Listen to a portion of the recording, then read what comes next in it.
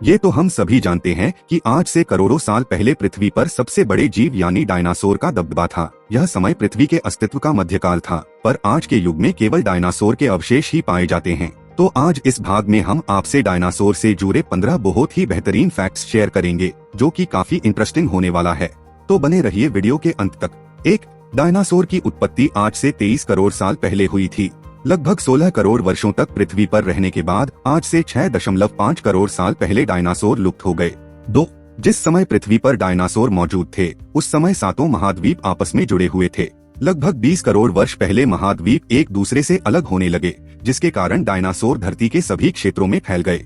यही कारण है कि अंटार्कटिका सहित पृथ्वी के हर महाद्वीप पर डायनासोर के जीवाश्म पाए जाते हैं। 3. पृथ्वी पर डायनासोर ने 16 करोड़ वर्षों से अधिक काल तक राज किए थे।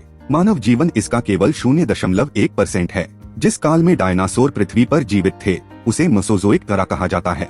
वैज्ञानिक मेसोजोइक एरा को 3 काल में विभाजित करते हैं: ट्रायसिक, जुरैसिक और क्रिटेशियस। 4. इसका कोई निश्चित प्रमाण तो नहीं है, लेकिन वैज्ञानिकों का मानना है कि डायनासोर का जीवन काल करीब 200 साल तक थे। डायनासोर के जीवन काल का अनुमान मगरमच्छों और कछुओं के साथ तुलना पर आधारित है, जिनका आयु बहुत ही लंबा होता है। 5.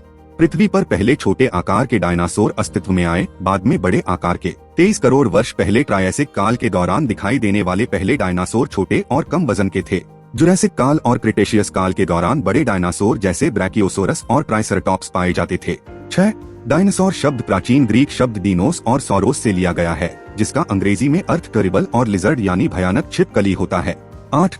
डायनासोर शब्द का प्रयोग सबसे पहले ब्रिटिश जीवाश्म विज्ञानी रिचर्ड ओवन ने 1842 में किया था। 8.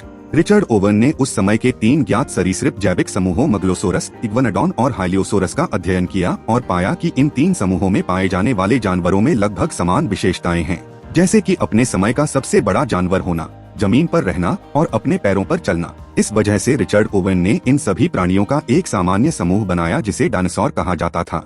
9. डायनासोर के बारे में अध्ययन या शोध करने वाले वैज्ञानिकों को जीवाश्म विज्ञानी के रूप में जाना जाता है। ये लोग चट्टानों और जमीन से मिले जीवाश्मों के जरिए डायनासोर के बारे में अध्ययन करते हैं। 10. डायनासोर का शरीर आकार में बहुत बड़ा हुआ करता था, लेकिन एक वयस्क डायनासोर के मस्तिष्क का आकार मानव बच्चे के मस्तिष्क से भी छोटा होता था। 11. हालांकि अधिकांश डायनासोर बहुत विशालकाय होते थे, लेकिन कुछ डायनासोर प्रजातियां आकार में इंसानों के बराबर भी हुआ करती थीं। 12. डायनासोर जो छोटे आकार के थे, उनकी ऊंचाई 4 से 5 फीट थी, लेकिन विशालकाय डायनासोर की ऊंचाई लगभग 50 से 60 फीट होती थी। 13. ऐसा माना जाता है कि उस समय डायनासोर की करीब 2468 प्रजातियां थीं, जिनमें से कुछ प्रजातियों में उड़ने की क्षमता भी थी। 14. जिस तरह सांप और छिपकली अपनी खाल उतारते हैं, उसी तरह डायनासोर भी समय के साथ अपनी खाल उतारते थे। 15. आज पाए जाने वाले कुछ पक्षी डायनासोर परिवार के सबसे करीबी सदस्यों में से होते हैं।